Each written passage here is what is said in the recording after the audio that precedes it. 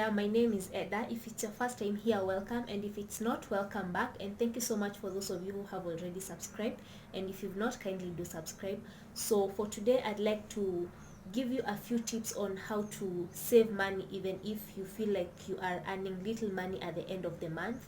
So one thing you need to understand, that it's not about how much you earn, but it's about what you actually do with it. So let's say, for instance, at the end of the month you have received your salary. So before you withdraw any money, you need to actually call yourself to a meeting, sit down with a notebook and a pen, and actually budget what you'll need to spend on during the month, that is before you receive your next salary.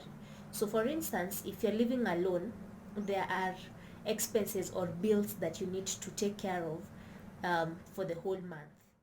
So I will give you an example of the bills that if you are living alone, you need to take care of at the end of every month. So one of them is rent. You need to pay your rent at the end of every month. You need to pay for the electricity that you will have used at the end of that month. You'll also need to pay for the water that you'll have used. You'll also need to do shopping, that is for your food and the basic needs that you require at your place. Then you'll also need to put aside some money for your transport, that is if you use transport when going to work. Then you'll also need to put aside some money for credit. I know maybe you may not factor in the credit, but if you actually track how much you spend on credit, then you'll actually see the importance of putting some cash aside also for the credit, and if there is any other expense that you'll need to take care of. So after you have received your salary, let's say for instance you earn 20,000 or 50,000 Kenyan shillings, you need to make sure you take care of your bills first.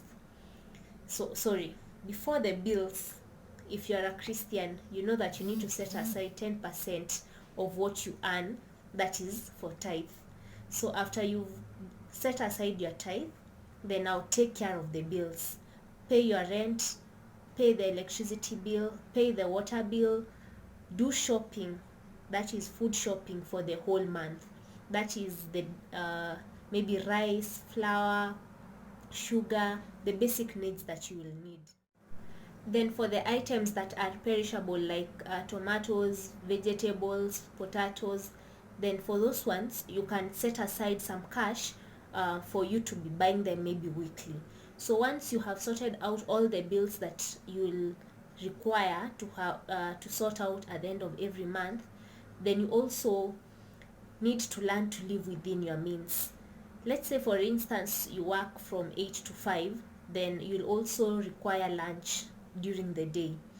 So I realized that if you track the amount of money that you spend during the month every day for your lunch, it's a lot of money. Let's say for instance you use 100 shillings every day for your lunch, that will sum up to around 500 per week, that is if you work from Monday to Friday, and per month that will be around 2,000. And maybe the food that you will be eating won't be as healthy compared to if you actually cook it yourself and pack it, and you actually just go and serve it at your workplace, and you won't have a problem with it. So I'll advise you to actually consider carrying packed lunch when going to work. It will save you a lot of time, it will save you a lot of money, and you'll also be eating fresh and quality food that you have prepared by yourself. Then also you need to understand that saving is very important. For instance, if you are living alone, you actually don't know if you are going to have the job that you're currently having the next month. So when you still have that job, make sure you save a certain amount of money every month. Let us say maybe 5% or 10% of what you earn. Make sure you save that, because if you track the things that you spend on throughout the month, then you'll even get to know that some of the things that we spend on are not really necessary.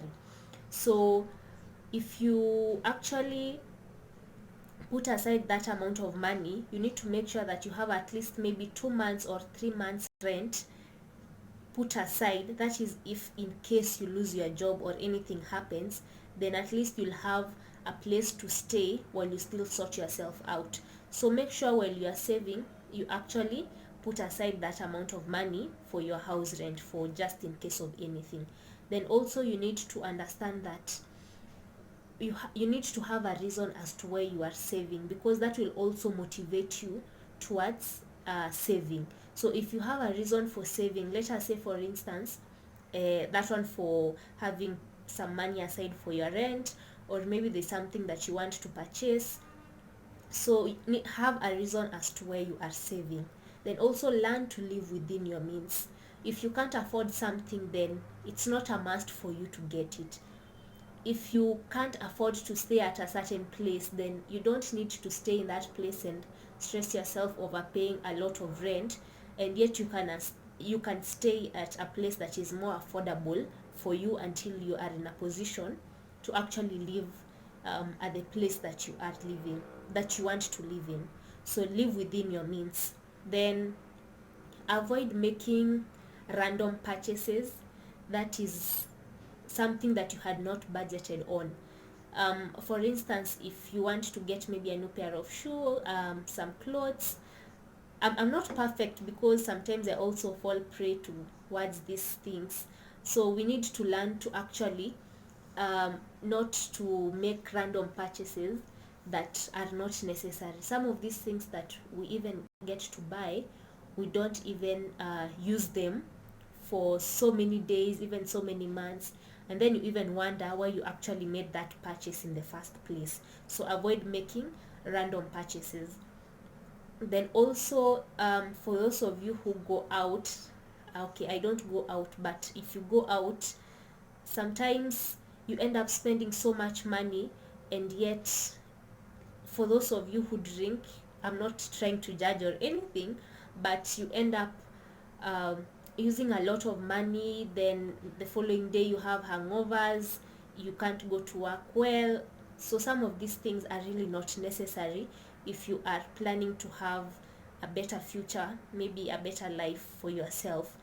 Because if you actually save this money that you are using randomly for things according to me are not important, then you'll end up saving some money even for you to actually maybe purchase a land or even build your own house, so that you can, even instead of now paying rent, you now have your own place to live in. So some of these things are not necessary, and if you put your priorities right, then you will know what to save on, what to spend on, what not to spend on. And even sometimes the friends that you have influence the type of spending that we have in our lives. So there are those of us who have friends that maybe encourage us to spend on unnecessary things. There are those friends that also encourage us to save and put our money to good use. It's not a crime for you to have a little fun, but have responsible type of fun. So the other thing is that you need to learn to use what you buy. So what I mean by this is, for instance, you've purchased a certain type of maybe body oil, body lotion this month, and then the next month it's not yet over, but you see this advertisement, you want to buy it, and it looks good to you, and yet the other one is not yet over. So you end up having so many types of oil in your house, and yet you're not using them. So make sure you use what you buy. Before you purchase something else, make sure whatever you purchased, it's over. So use what you buy. If it is clothes, put on those clothes. Stop buying other clothes and yet you're not putting on the ones you have bought. So use what you buy. So the other thing that I'd like to encourage you is, maybe you choose a certain month, you have received your salary, note where your money is going. Take a notebook. If you spend maybe 50 shillings on credit, write down you've used 50 shillings on credit. If you've spent this amount of money on transport, so after you have tracked whatever you have been using the whole month, then now you'll know how to now readjust and start saving and cut on the expenses that you are actually making, and yet they are not important. So thank you so much for watching this video. Don't forget to subscribe down below and Till next time, bye bye.